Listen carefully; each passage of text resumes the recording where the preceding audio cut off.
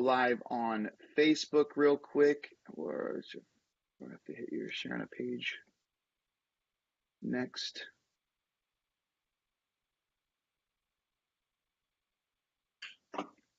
Stop this. Okay.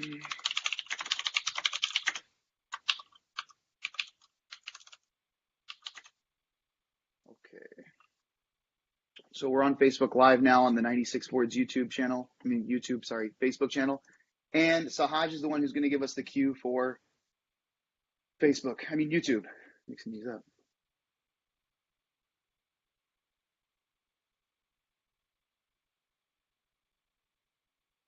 Sahaj? And we're live.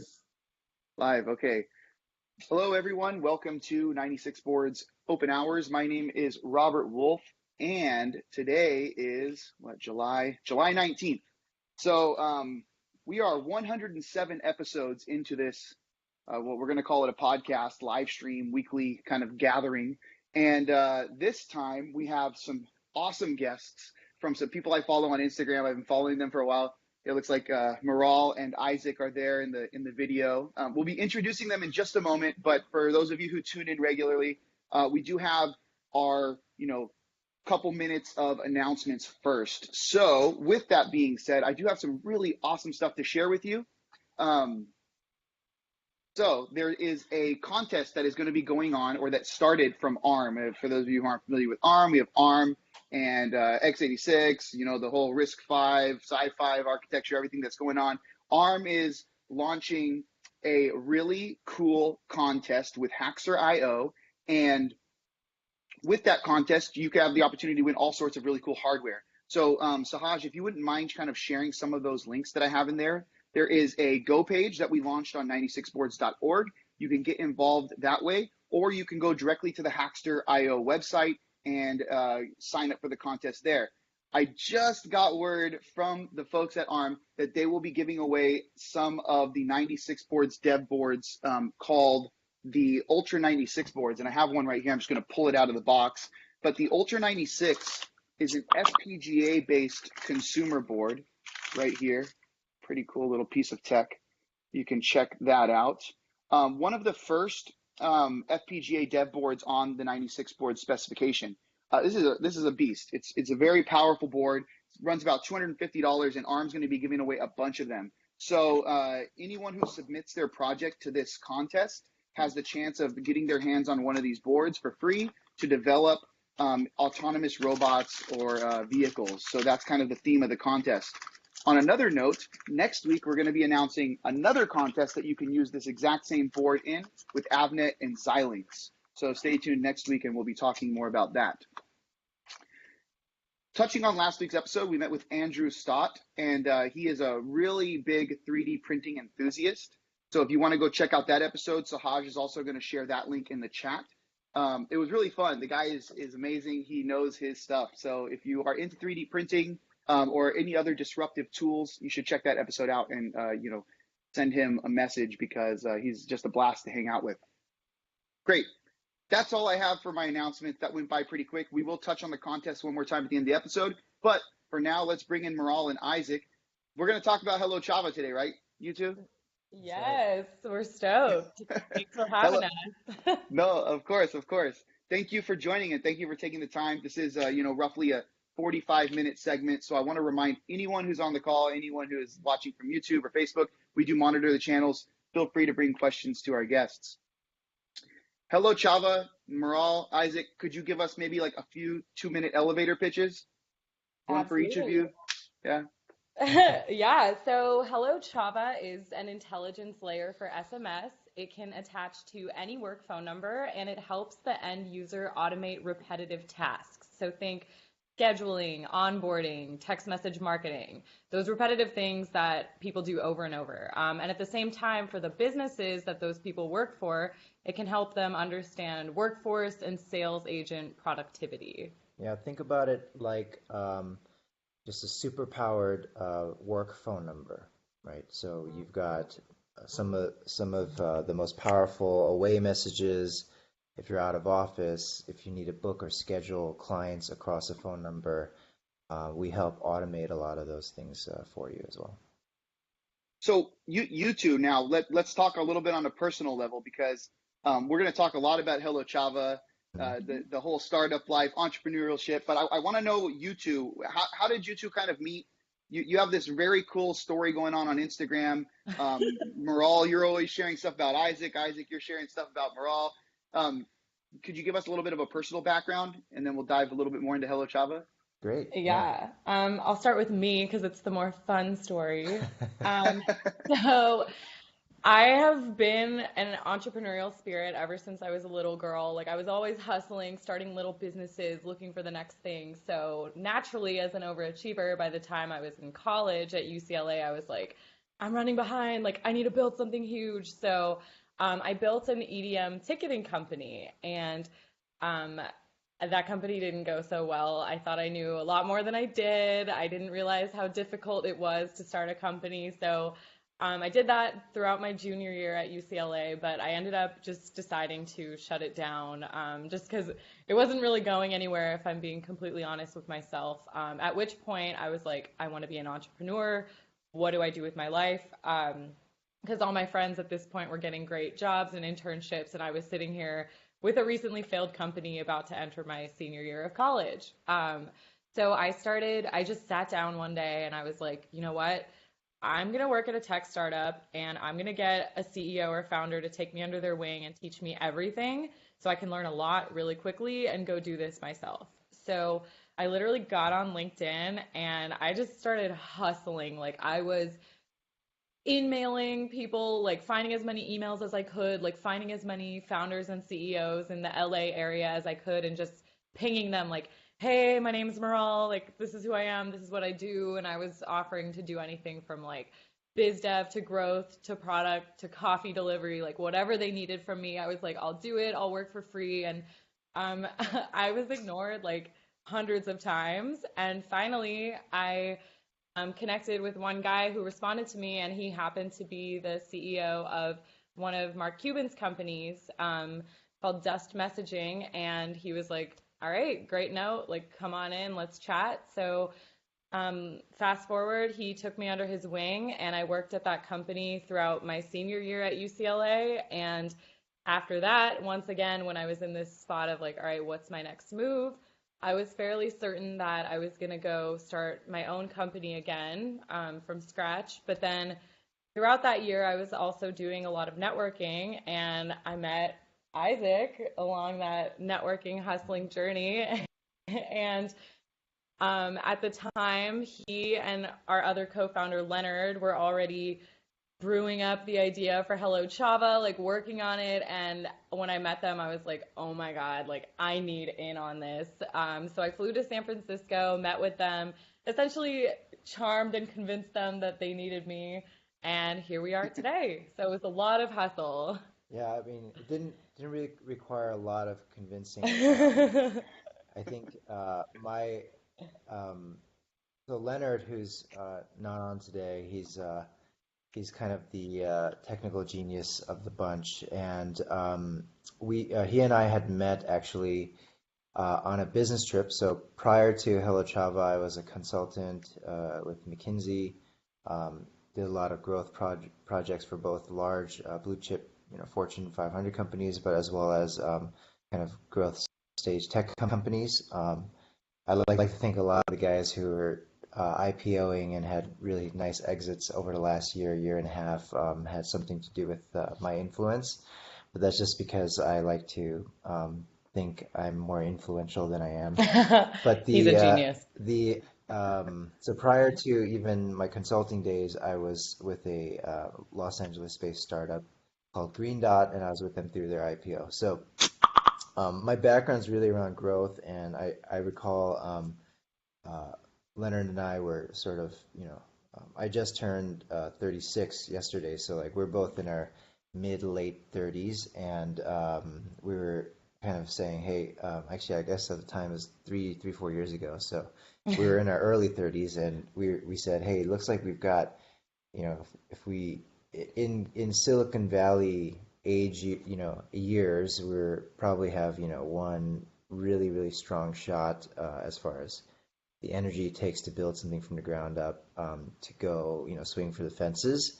That said, we kind of we're talking to each other and say, hey, I think we probably need someone who, one, understands messaging, because we knew we were going into kind of this new era of commerce that's happening over messaging. Two, we probably need someone who can sort of de-risk uh, some of the energy and hustle. And so I think it just became a natural kind of fit when, of course, Meral reached out. And again, I don't know how she does it, but she has this ability to kind of put herself out in the universe and then attract the right kinds of things. And I think it's kind of a story that's, you can say it's networking, but I think also, the right team will come together, and you just kind of have to be on the lookout and be open to those kinds of relationships and opportunities. It's amazing. That story is amazing, and now I'm looking at all the questions I wrote down. I have like 100 more. So dang. All right, we'll see if we can knock these out. Yeah. I'm glad I finally got to kind of like get to know you a little better. Like I said, I've been following these two for a long time on Instagram. Please go check them out. Actually, we should probably share those links. I'll share those links in a sec. You have Meral and Isaac on Instagram, as well as Hello Chava on Instagram. But Yeah. so my next question, founding members, you kind of touched on this. You two are two of the founding members, but if I look at the stuff you've created, I'm curious, how big is your team actually? Maybe you could tell, like, who are the other founding members and how big is your team? Because you guys have an application, you have a website, everything. It's super functional. Even I've downloaded the app and tried it out. It's very clean and crisp. Oh, great. Thank you. Yeah. Yeah. So as far as co-founders, we have Isaac, obviously, myself, and Leonard, who is our technical genius.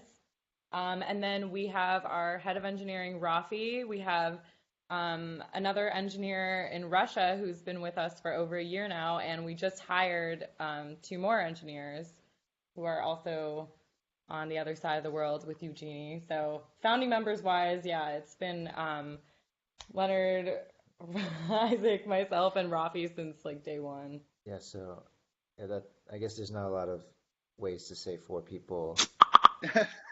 We're tiny. So Yeah. yeah. Yeah. You did just hire two more people. I remember seeing Yeah, that on Yeah. Instagram that you were yeah, hiring some people. that's And I right. like that you're going with kind of the distributed model. So Yeah. you're okay working far apart. Same with Lenaro and 96 boards. I mean, Yeah, our engineers are all around the world, right? We're in, that's I right. think, 28 countries. It's definitely the future. I Yeah, like that. Totally. I Yeah. think there's something, there's very, very little excuse these days. There might be some stuff around making sure you got eyes on the code base, maybe the architect has to be co-located, but at the end of the day, there's really no excuse with the connectivity we have today to be able to have a distributed team and find talent anywhere in the world. Yeah. No, absolutely. And it makes Yeah. it, it And makes then it, oh, sorry, go ahead. oh yeah, no, I was just gonna say, and then we get to say we're like a global company. It comes with the territory, right? Yeah. No, that's very cool. Yeah. So you kind of touched on. By the way, anyone can interrupt me if you have any questions. There are some people who have joined the Blue Jeans call, so please feel free to interrupt us if you have questions. But so you touched on kind of how it seems Isaac had this idea for Hello Chava when you met him, right? Yeah. But where did this name come from, Hello Chava? What does it mean? Oh, so I used to do a lot of naming exercises back in the day. Our other co-founder Leonard, his previous company is called Syncplicity, which was a leader in the sync and share space, and it was basically supposed to mean something like sync, like it's a combination obviously of sync and like SYNC and simplicity, but the irony is It's they not made it more simple. complicated. Yeah. So I had done some other naming projects for other companies, and I remember we were trying to name the idea. By the way, it wasn't I hadn't come up with the idea. I had just more with Leonard had been talking about ways to kind of create access to technology now that in a world where messaging is becoming commoditized and edge computing is becoming commoditized and AI is now really, really accessible accessible and affordable to kind of build very quickly. And I think the for us, when we started, we didn't have kind of the use case necessarily, and we wanted to kind of have a placeholder name in the beginning that didn't offend anyone, didn't mean anything, and so of course even doing that is quite difficult. But Chava itself, it means life in Hebrew, and that's there's no I think no affiliation to anything. Meral always doesn't like our name origin story, but it was really just an afternoon at Starbucks trying to find a very simple name, and I think we might have ended up closer to a simplicity in our attempt to be simple. And Yeah, to be clear, Isaac didn't name Simplicity. oh yeah, no, Yeah, you were like, I do naming exercises, Simplicity. It's not simple. Yeah, that wasn't no, him. no. Yeah. Yeah, I won't take credit for that one. That's good. But yeah, so Chava, I don't.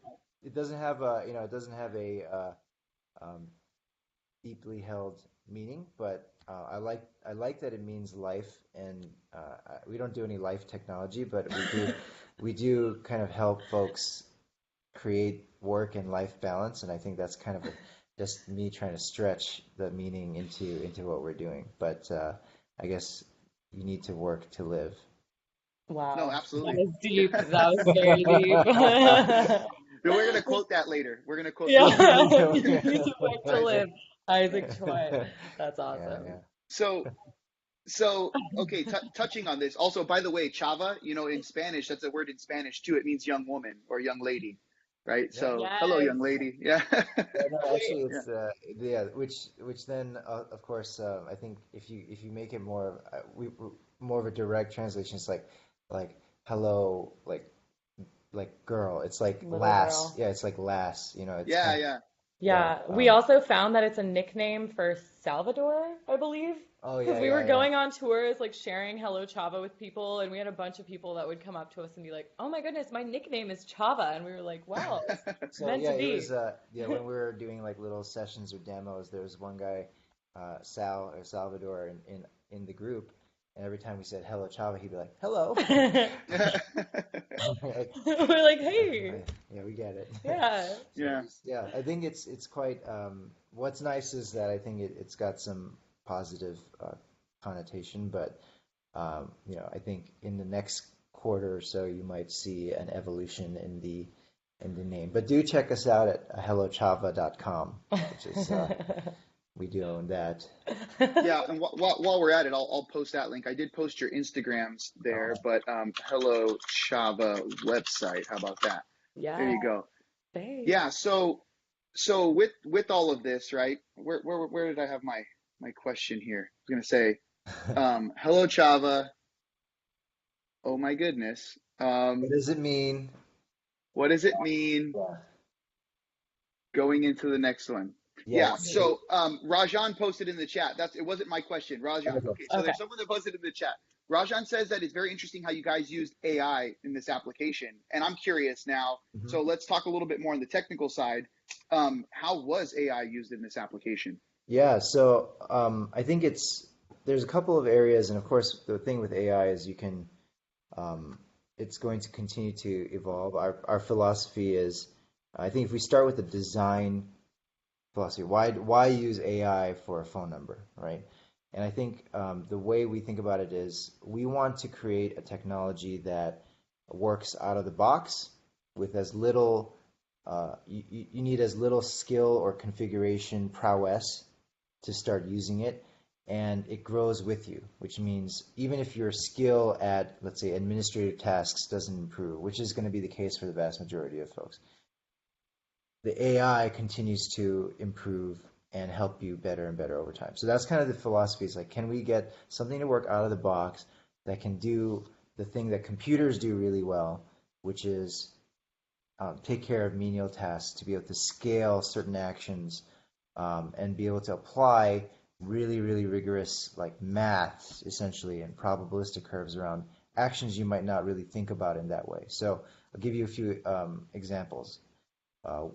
When you think about messaging or text messaging, what do humans do really well and what do machines do really well? Machines really can take care of things like Meral had mentioned earlier, repetitive tasks.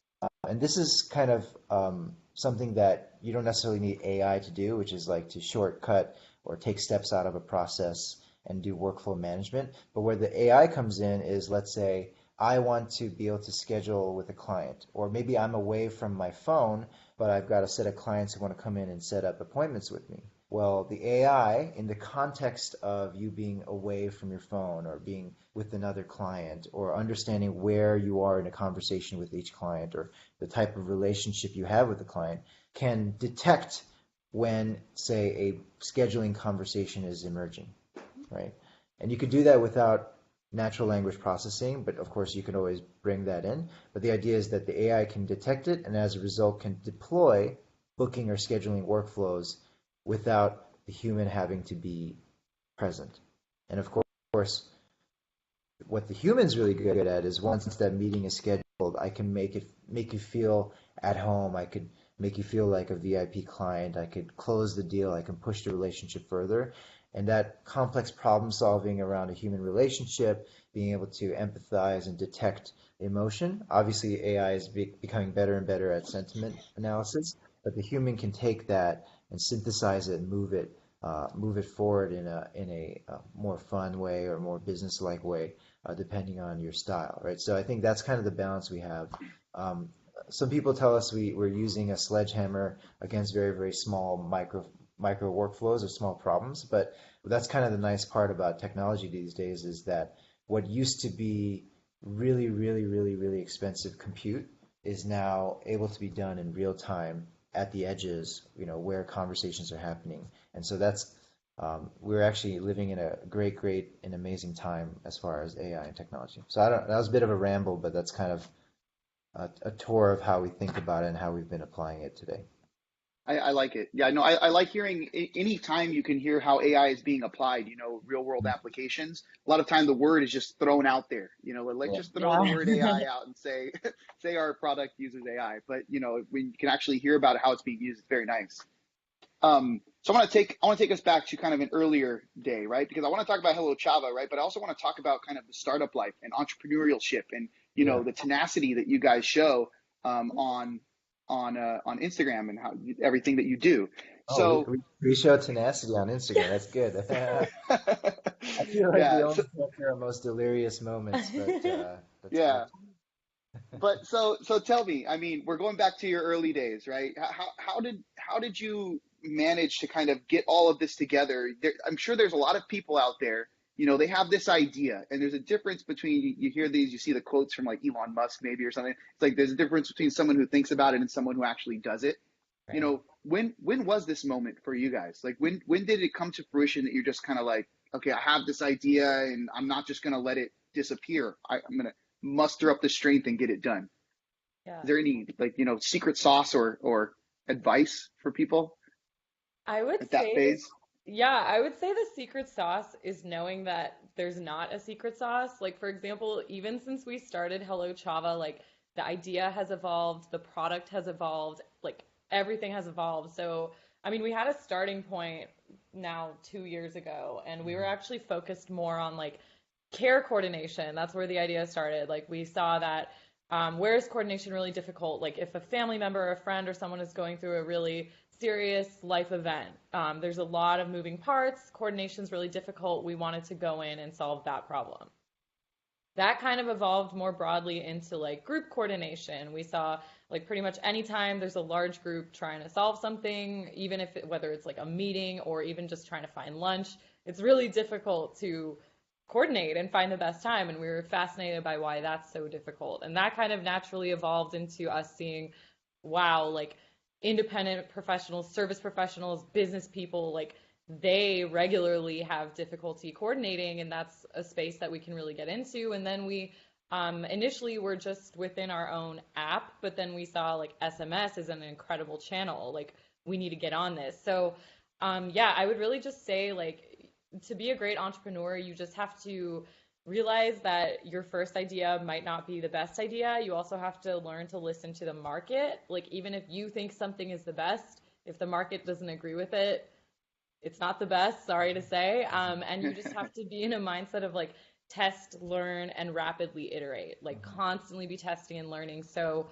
just as an example, even in our very early days, before we had even built out a product, we had a hypothesis of what our product and our technology would be, what the experience would kind of look like. And I actually pretended to be a bot. So I emulated our technology. Like I was the one going back and forth with the users, like pretending to be Hello Chava. And through that, we took our learnings and continued to kind of test and learn off of those. And then we built the product based off of that and kind of continued that cycle from there. So I'm rambling a bit, but the bottom line is just constantly be testing, learning, and iterating. Yeah, yeah, I tend to agree. It's not a straight line, and if you ever have a straight line, you know, this probably means you got really lucky. Yeah. But I think I totally agree. It's about market development as much as it is about product development. And I think you had mentioned, you know, was there a moment? I think there is a few. There are a few moments that I think are pretty common among entrepreneurs who end up becoming very successful. And this is maybe not just our journey because we are still pretty early, but you know, having observed that across a lot of startups and tech startups in Silicon Valley, one of them is that the founders tend to have this insatiable desire to win, right? They have a curiosity that, as Meral said, keeps their mind open to feedback and improvement and learning and knowledge. And I think those are very, very important. But they're also kind of counterintuitively hard to pair, right? Being very, very win hungry, and then also being very, very open to failure and to learning and to improvement. These are in many personalities very opposing forces, but if you can get those two things to be right, and work together really well and put your ego aside sometimes, but then also let your ego go crazy sometimes. I think that's kind of I think the gene that that I've observed in a lot of entrepreneurs who end up being very successful.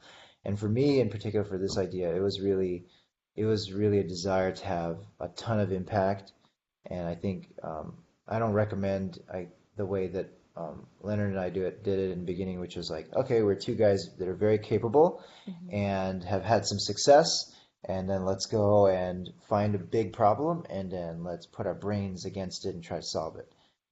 And so that took us a while, and really that exercise was to make sure, and I think this is the third key, is a founder is usually not just the Elon Musk who's by himself and goes, you know, applies a bunch of resources, but really a team like ours, which is you pull together three different personalities who have all kind of the same dream, and making sure that dream is unified and being able to work together, I think is often an important first step that a lot of entrepreneurial teams miss out on. So being able to know that you can work well with your team and spend long hours together.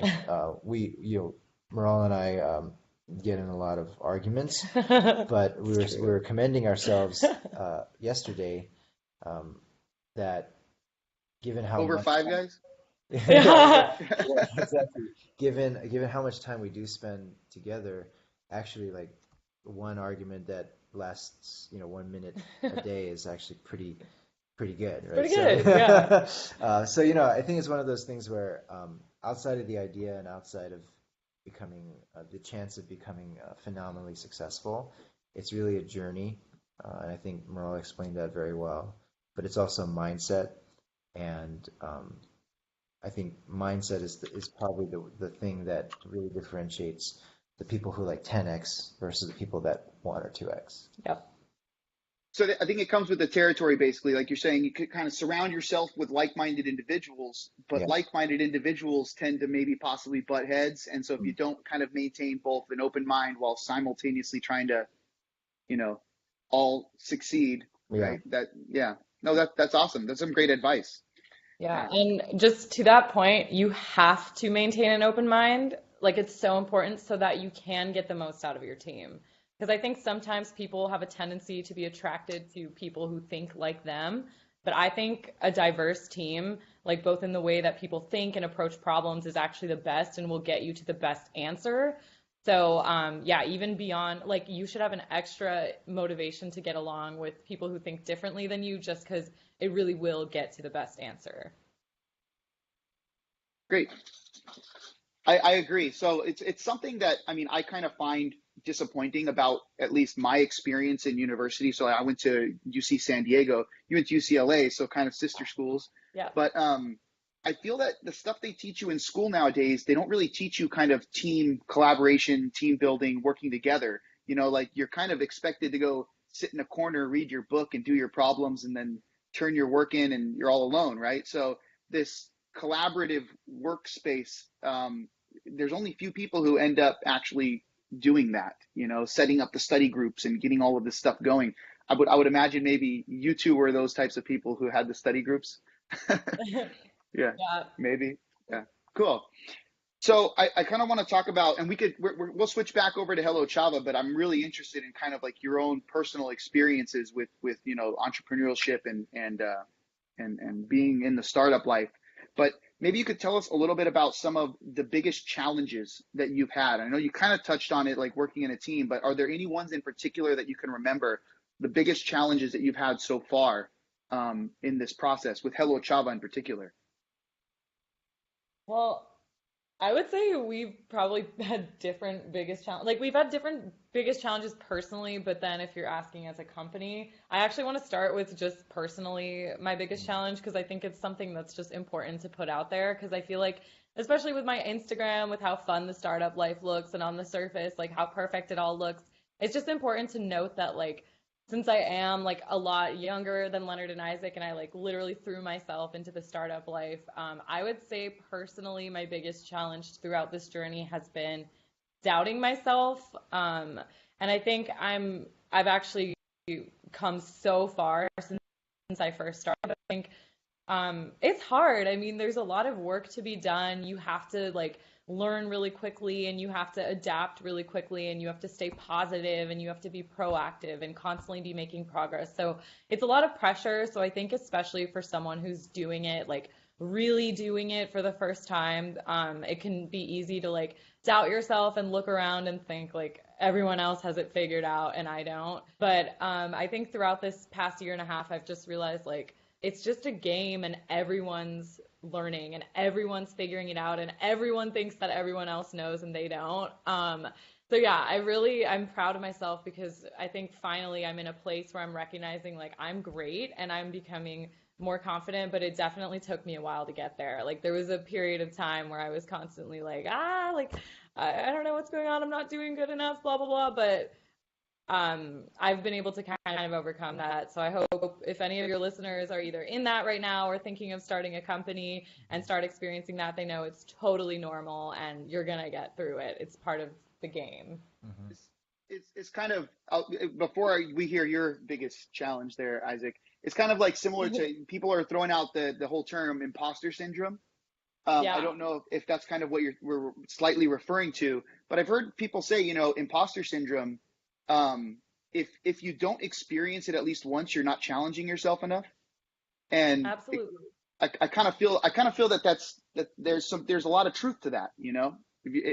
So for those of you who don't know what imposter syndrome is, I would suggest just googling it. There's a lot of information on it, but I definitely feel that way sometimes. I'm sitting here and I'm just like, I don't know what I'm talking about, but I'm going to figure it out somehow. I hope, you know, and yeah. Absolutely. Yeah, it's super important. And I feel super lucky because Isaac's been like super supportive and helpful throughout this process and constantly pushing me to recognize my own value. So it's been great. So thanks, fam. You're welcome. Yeah. For real though. Yeah, no, I feel imposter syndrome when people start talking about imposter syndrome because I've never felt it before, and I'm like, wow, that sounds like something I should experience. Wow. Just jokes. Um, obviously, joking. That would be pretty meta though if that was the case. Yeah, Uh, yeah. for me, the toughest thing I think is really um, being broke. That Wow, it's true. I have that one too, though. But Whoa. no, actually, I think for me, it's really. actually, I actually don't mind kind of like lighting a fire under myself. But for me, the biggest challenge is actually like um, I struggle with um, I guess the biggest anxiety that I face on a day-to-day basis is what I like to call impossible problems, right? Mm. So things like um, wanting to have impact and reaching every single life in the world, right? Um, which is directionally like something everybody wants to do, but almost impossible to solve. And for me, as a consummate problem solver, um, setting that bar and continually moving that bar ahead is just kind of my day-to-day challenges because it's like, how do I reconcile patience for the long run with being able to execute and being in the weeds every day and being able to know that I'm headed in the right direction. So for me, I would say there's not one large kind of, when I signed up for kind of going from zero again, uh, I knew that there was going to be plenty of hardships. Of course, I left a very cushy consulting job to go and do this, and Leonard did the same thing, and of course, I think Meral had a ton of options, and we chose to do this because it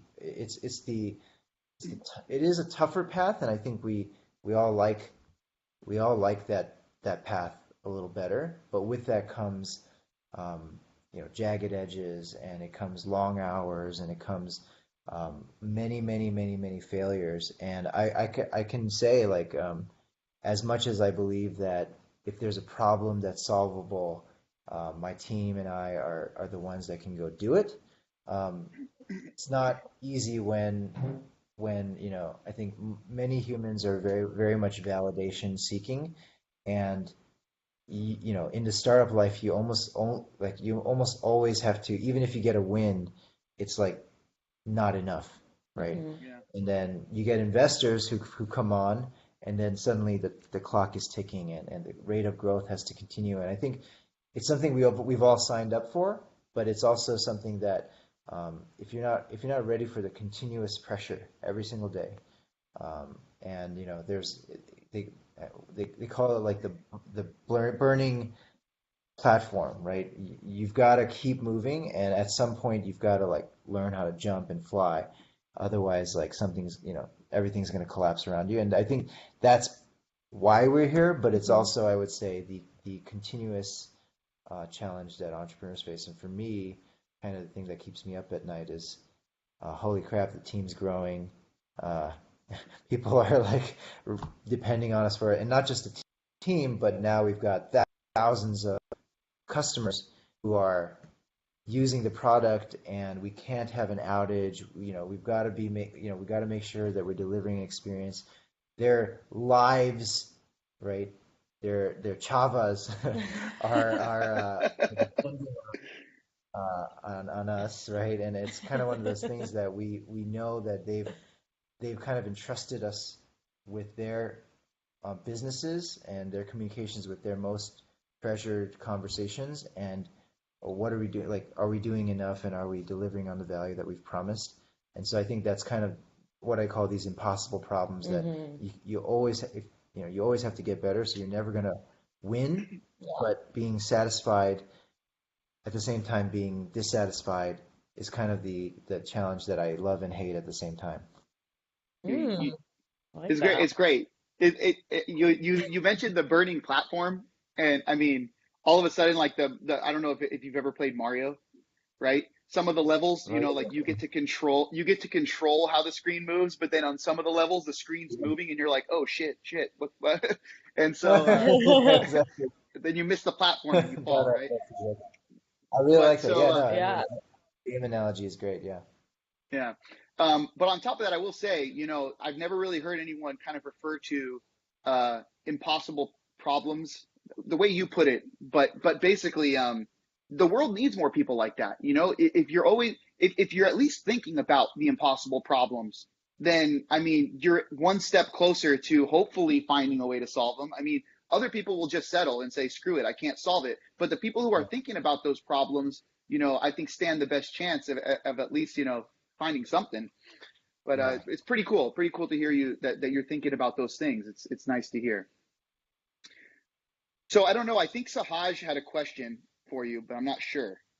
Um, Sahaj, were you going to speak up, or should I keep going? No. So then I wanted to talk about you. You meant, oh wait, something came up in the chat. Sorry.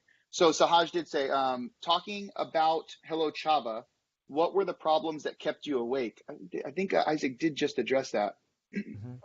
I Yeah. think there's a couple of things, right? In the evolution of a startup, when you have an idea, what keeps you awake is whether that idea is a real pain point for a real market. Hmm. Um, once you validated it, by the way, like that between an idea and product market fit is one of the toughest parts of the journey.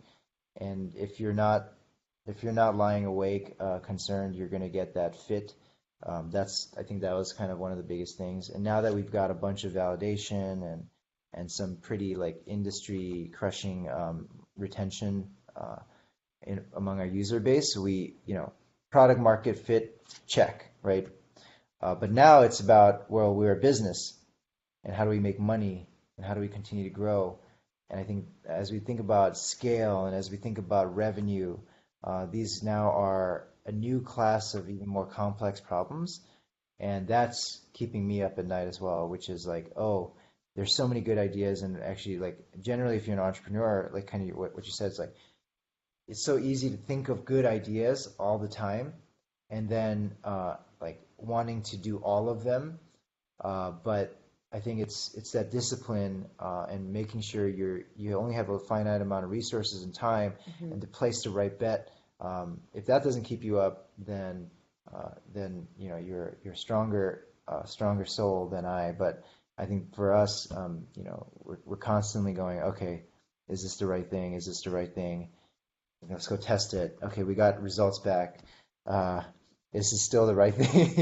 It kind of becomes this tormenting process, but it's also kind of the name of the game as well. Yeah, and I like that Isaac mentioned resources because if you didn't say it, I was gonna say it. Hmm. It's not even like, oh, we have all these ideas and we can do it all. You actually can't do it all. Like you have to place a bet. Like you are forced to place a bet because we have limited resources. Like there's, like Isaac was saying, like a ticking clock. Like you have to place a bet and pick one. And I think that's another part of like what makes it so exciting but intense at the same time because it's like, did we pick the right one? We have to commit to it and go all out and do our best and just constantly hope we're making the right choices. Yeah. That's all great information. I'm so glad. I'm so glad that this is recording. First of all, like I'm gonna probably go back and have to rewatch it because I got so many things going on. But there's more questions that are popping up in the chat here from Rajan. He says, "What type of resources do you need to scale?" But I also want to read the second part of this. It says, "Might be different for different architectures, but did you guys think about scaling from day one, or did you have to change something major to be able to scale your app?" Um, Actually, that's a great question. I think we're talking a little bit technical here too. So, um, I think I think the for most use cases, uh, thinking about scale should happen secondarily to thinking about product market fit. Hmm. You can't grow something that nobody wants, and you sh um, and it comes to prioritization.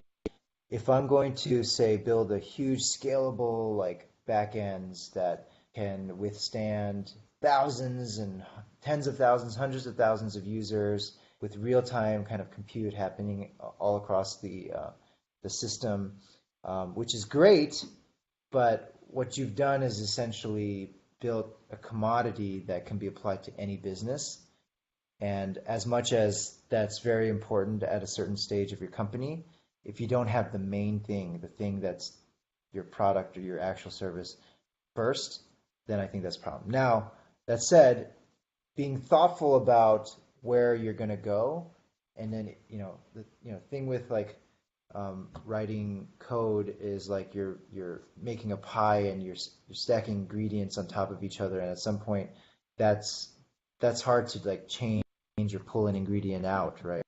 And I think that's one thing you have to think about, but I wouldn't, especially early days, especially when you're beginning, like not worry about scale as much, because if you kind of build something really quickly, even if you can burn it to the ground, that's kind of better because you're not going to get it right the first time. So I would say I would put scale second, but obviously if you have the luxury of being able to predict the future, you know, make some, place some bets where maybe it's no regrets to do so. Yeah, you say kind of being accepted by the market, right? There was an example from some students.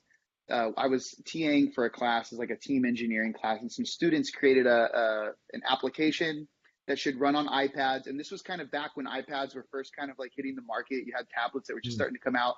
Students Yeah. made this Mhm. application for hospitals to get rid of the charts. You know, you hang the charts at the foot of a patient's bed. So they just assumed that the nurses were going to use these charts and that the doctors were going to use these charts. But it turns Yeah. out that they were a pain in the butt.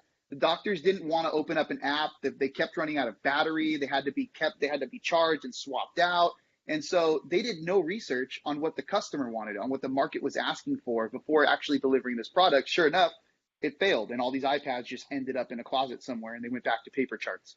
Right. So Right. I like what you said. It's like first thing is what does the market need? What does the market want? Or else it's not going to succeed. There's no, then where the scale will never happen anyways. Yeah, Right. exactly. Yeah, that's great. Yeah. Absolutely. Awesome. Awesome. So now I have a few more questions, but I will say we are kind of coming up to the end of this. We have at the most 14 more minutes. And there were some questions I wanted to ask on another level because you didn't cross these out. Isaac, the real candy wrapper. Yeah. Yeah. So how long how long ago was this and kind of what's up with the 137 candies that you Oh wrapped? yeah. Nice. Nice. Yeah, so the real candy wrapper, I like to say that's my alter ego, but really, so ever since I was like 8 years old, I loved writing poems. I guess rap is not really, I mean, it is poetry, but I love wordplay. I love puns. If you like tune into my personal Instagram, every Monday I do Monday Pun Day, where I just make puns around the world around me. But the idea is like that's kind of evolved over the years as kind of a passion for hip hop and music and in college, I ran a songwriting business as well as a little studio with a couple buddies of mine, which ended up getting sold to a big record label. I've worked on interesting projects like Beats Music, and have actually DJ'd for NBA teams. And so the idea is like that's always been kind of a fun little hobby, and music's always kind of part of my life. I think both of our lives as well. Actually, even Leonard as well. So the idea is like we were kind of in the middle of a few big sprints last fall, and I should and I was doing a creative project for like a music group that I was part of, and that was I was gonna make like a pun rap about any topic, and I guess I decided to make a play on the word bars, and then Halloween was approaching, so I kind of said I'm gonna build out this song a little bit further, and then I had a huge like list of chocolate bars that it was actually more than 137, but I was able to at least spend a couple weekends on it and make a rap video about it. So feel free to check it out, but it's nothing to write home about unless you like candy, I guess. I thought it was pretty clever. I mean I watched it all the way through. I thought it was nice. Give Yeah. yourself some credit. That actually takes some mad genius to put Yeah. 137 candy bar puns together in I see. sentences that make sense and are catchy. Like, he's a Yeah. genius. You gotta Oh, give it yourself was good. credit. It was good. And I think Sahaj is going to share the link up there for anyone who'd like to check it out. But I definitely recommend it. You're never going to see anything like it, right? I mean, it's Oh the yeah, only thing no. out there like it. So, Yeah. It'll be um, it'll be tough to do that many chocolate bars at least without crossing very similar lines. Yes. Well, I mean, I think you could make it almost like a niche, like just 137, that's your number. Just find some other topic and do 137 of that, and then No, it's true. 137. It's true. Yeah. Yeah. People have said again, and the naming thing, they're like, well, why are you going with the real candy wrapper? Because that maybe makes you very, very limited to what topics you can write about. Yeah. But you know what? It's okay. In college and right after, I actually did a little side project again, which was a rap album about business, and it was called Biznasty or something Biz like that. Nasty Dynasty. So it was, again, a bunch of like songs about angst of corporate America, but it was meant to be funny. So maybe there's a future for me in comedy rap, but for now, let's make Hello Chava really, really big. Yeah. Let us know. Keep us posted on that. Yeah. Yeah. So I have one personal question now for you, Meral, is your Yeah. Instagram.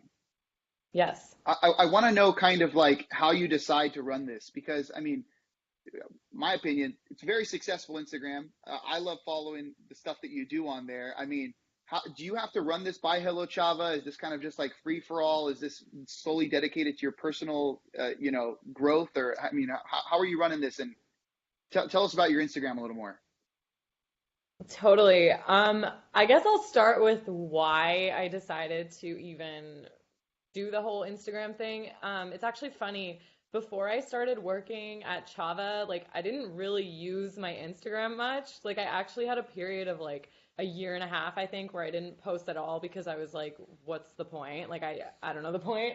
But then I realized like I have a really unique opportunity as a young woman like to be at the very beginning of a tech startup in Silicon Valley. And I actually almost wanted to redefine the narrative of like the startup life in the media because I feel like a lot of people, especially these days, just have this like sexy view of entrepreneurship. And it's like you come up with an idea, you build this thing really quick, and then you become successful and rich overnight. And that's ridiculous. And I was like, I know I haven't done the whole journey before, but I know that that's not how it works. So I was like, It's not since I Bitcoin or have this, anything, you know. yeah, right? Sorry. Yeah. Yeah. So I was like, I just want to like, just on the off chance that Hello Chava does become the next unicorn company, I was like, it'd be cool to leave a digital trail of kind of our journey getting there. And if nothing else, just show our behind the scenes. Because I also feel like I hear from a lot of people like, oh, like this and this and that, and then I figured it out, or then it just happened, or we worked really hard in this time period and then it blew up. And then I'm like, what's actually happening behind the scenes? So I just thought it would be cool to kind of share my journey and my personal growth that would inevitably happen with a larger audience, like anyone who's really interested in learning about the startup life. So yeah, I changed my handle from Miss Meral Arik to My Startup Life, and I was like, let's just show the behind the scenes and do this thing. So as far as like the actual content I put out, like obviously there's certain things that I choose not to share or that I can't share or that's not in the best interest of like the business to share. So I'm very thoughtful about it. Like I definitely do run a lot of things by Isaac, for example, first. Like I'm like, oh, can I post this? Can I say this? And I'm very thoughtful about it because you do have to like curate to an extent, but I try to give as much of the authentic behind the scenes as I can while being mindful of the fact that there might be like customers or investors in my audience. Very Yeah, nice. Yeah. that said, we don't always show our just the wins, and we talk about some lessons that have gone. So even when Meral says she runs it by me, it's usually because she's got an unflattering picture of me or something. So of course Yeah. I have to. Usually it's more like I'm posting this, and I'm That's like, true. I guess that's going to happen. Yeah. That is So true. so Rajan suggests you change your handle to My Startup Chava. I like that. Sure. That's Yeah. true. Good And you could suggestion. use that one for the company. Yeah. Isaac should have So that handle, My actually. stuff. Yeah, I'll keep my startup life. You can have my startup Chava. then there will be a link. Yeah, Yeah, yeah, So so on this topic, because now we're down to about 7 minutes left. yeah, On your Instagram too, keeping it kind of on My Startup Life. yeah. If you'd like, I mean, I would like to hear a little bit more about this because I haven't heard too much about it yet. Yeah. Doer Society. This is another initiative of yours. You're also the founder of Doer Society, and I mean, this is another successful initiative, or we call it a startup as well, right? Thanks. Yeah, call it a startup, call it a side hustle or a passion project. Um, but yeah, I mean, I really started Doer Society for a couple main reasons. One of them was just like I realized that, I mean, obviously I'm super young, and I've just realized that one of the ways I've really accelerated myself in my career has been through networking and building genuine, authentic relationships. For example, I knew Isaac for several months before we thought we would be working together, but I was being very proactive and keeping in touch and just hustling essentially. And I feel like I lucked out with a couple of key mentors and people in my life who pushed me forward. And I just saw the incredible impact of that. And I was like, how do I share like not only what I'm learning with people, but also access to both my strategies and my actual network? Like, how do I scale that out and share that with people? So I really got inspired to do that. And secondly, I also just realized like it's good to have like-minded friends, like especially when you're going through a journey as crazy as entrepreneurship. It's nice to have people around that can relate, talk to you about things, empathize about things, like jive on ideas and whatnot. So I kind of just got inspired to build out this network of female founders. So yeah, Doer Society really started out of these couple things, and also my desire selfishly for some more friends who are female founders. To be honest, like I Yeah. always joke, I'm like, I have no friends. But honestly, when you're working in a basement like 18 hours a day, you have to be proactive about making friends, or else like Isaac's gonna be your only friend type thing. Um, You don't want that. so, Yeah. and yeah, and Doer Society, so we connect female women, entrepreneurial women, primarily female founders, but also people interested in becoming female founders. We connect them with an incredible network of other like-minded women, and at which point they're able to share real-time advice, they're able to share mentorship with one another, which is extremely valuable in and of itself. Being able to ask questions and share answers with people who have either done it before or who are currently doing it. And we also connect women with practical resources such as conferences, for example, where they can network and meet more like-minded people. So just as a quick example of something that we do this year, we formed a partnership with Startup Grind, which is powered by Google for Entrepreneurs. We brought 55 female founders to Startup Grind and hosted the largest women's meetup there, which was really awesome. And we're just constantly hustling to get women access to each other and those incredible opportunities. And by the way, Isaac's also an extreme help in Doer Society, so I'm really thankful Yeah, for that. I love it. Honestly, I love it. Like it's so cool. In fact, anyone who has a chance should go visit Doer Society on Instagram, because you have the opportunity not only to see all of these women who are working as entrepreneurs, either founding startups or working in some awesome companies, but also they do these story takeovers. So Yeah. every now and then you just this story pops up from some entrepreneurial woman out there that is doing some amazing work. You get to watch the whole story, and it's takeover, right? It's kind of popular thing I've noticed across some of these other Instagrams that I follow, these little takeovers. Yeah, Totally. Yeah, it's really awesome. I mean, getting the opportunity really to just go behind the scenes. I mean, it's what I'm trying to do with my Instagram account, and it's what I'm trying to promote others to do. Just share what you're doing, because that's like the most valuable thing can get from you, like your experience, your perspectives, your mentorship essentially. Even if they're not directly speaking with you, they can still be your mentor. absolutely. Yeah. And I mean, going back to what you were talking about, on your personal account, my startup life, Yeah, um, logging that history, instead of just saying, oh, we had this idea, now we're here. You have the totally. the path, which is really cool. So we're on these last couple minutes here, and usually what I like to do is give you to our guests kind of the closing last words before I move on into our closing announcements. So maybe if each of you want to take a second, speak your mind, and we'll get closing out. Cool. I just stuck a caramel in my mouth, Yeah, but he's eating chocolate. but I will start. So I'm just gonna share this message that I've been sharing recently. I love Gary Vee, and I love one of the things he says, so I'm gonna share it. because I think it's important. So there's this concept of the ultimate key to success being macro patience, micro speed. So what that essentially means is building anything meaningful, whether it's like a relationship or a business, especially, it's going to take time. Like you have to be ready to invest like 10 or 20 or 30 years. Like Wow. it's not going to happen overnight, and you can't have this expectation for it to happen overnight. Macro patience. Mhm. But you have to pair that with micro speed. So that means that your day to day has to be fast. Like you have to hustle, you have to prioritize, you have to get things done. When you get a customer email or investor email, respond to it. Like crush things fast, like move quickly. And a lot of people tend to have those concepts reversed, especially when they think about entrepreneurship. Like their day to day, they take it slow, they take it easy, and then they expect to become a success overnight.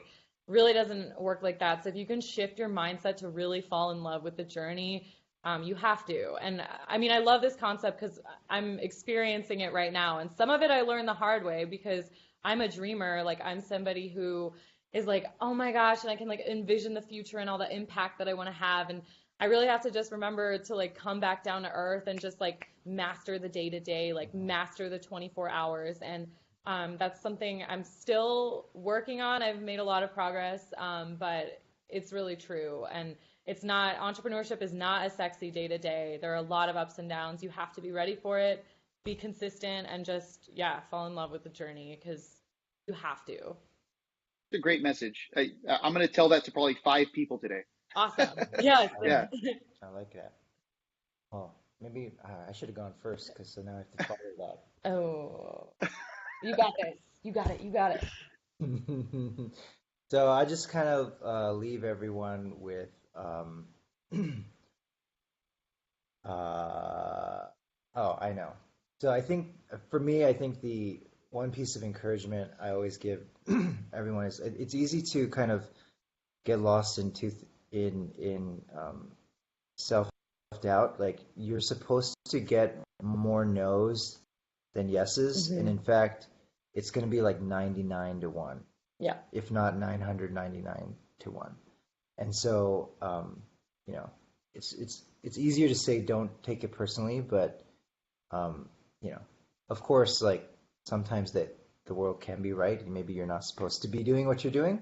But I think there is something about there's an either or fallacy that I always annoys me so much, which is, hey, do you work hard or do you work smart?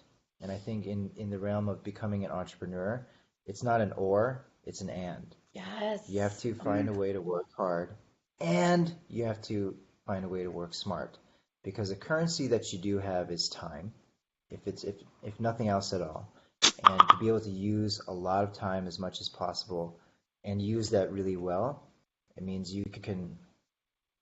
You're going to quote a famous person. I'll quote a famous person. I think it might be Elon Musk, who's, look, if I work 100 hours a week and most people are working 30, 40 hours a week, I'm already over 2x just on my own capability and my own time. I'm 2x more productive than the average person, right? And so can I do that? But then within the time that I have given, work even smarter, making that 4x or 5x my capability means that what might have taken you or a normal person 5 years, you can do it in 1 year.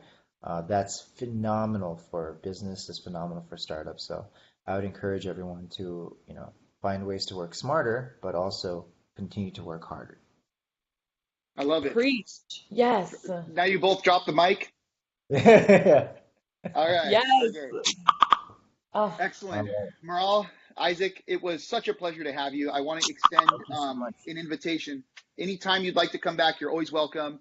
Let us know if you have any cool Hello Chava stuff going on, Doer Society stuff, real candy wrapper stuff. We're here every week. Yeah.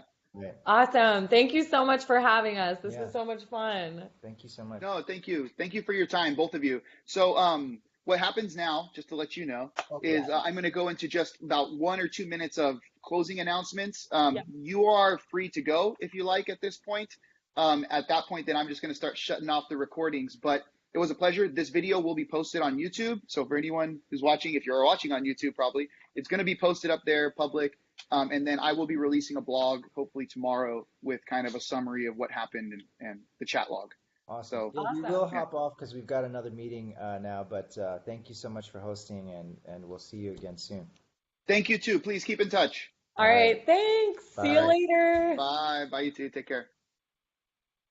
All right. So closing out the 107th episode of 96 Boards Open Hours, I want to remind everyone at the beginning of the show, I did talk about in a contest that's happening. So ARM and Hackster teamed up to host a contest, and this is about building autonomous robots or using automation in some form of robotics or kind of auto, right? Automotive.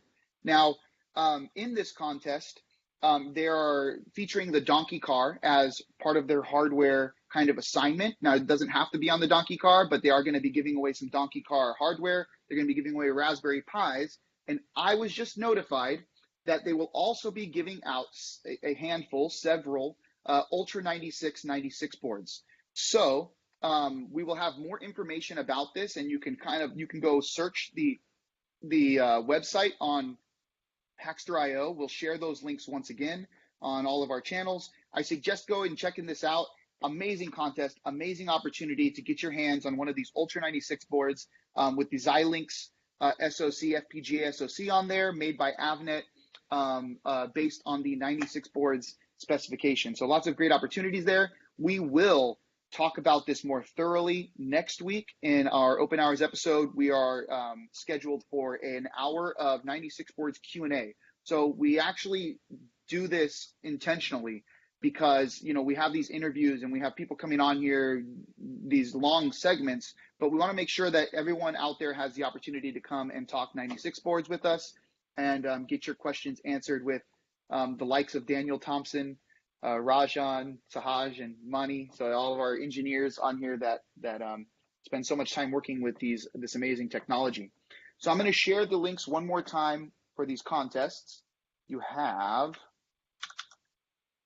the ARM contest page on Hackster.io contest, and then you have the it is 96boards.org/go/ARM /2018 ARM contest. So you can also go visit the 96 Boards Go page. There we will be updating information about this contest, how to get your hands on a free Ultra 96 based on, of course, your submission and what you plan on building, and then all sorts of other cool things that you can do with this board. So please stay tuned. Next week, again, join us for more announcements on another contest, surprise, surprise, that will be launched next week. And yeah, thank you all for watching and joining. We'll catch you later. So I'm going to go through the process of turning off these chats. And if anyone has any questions, feel free to speak up while I turn off the recordings.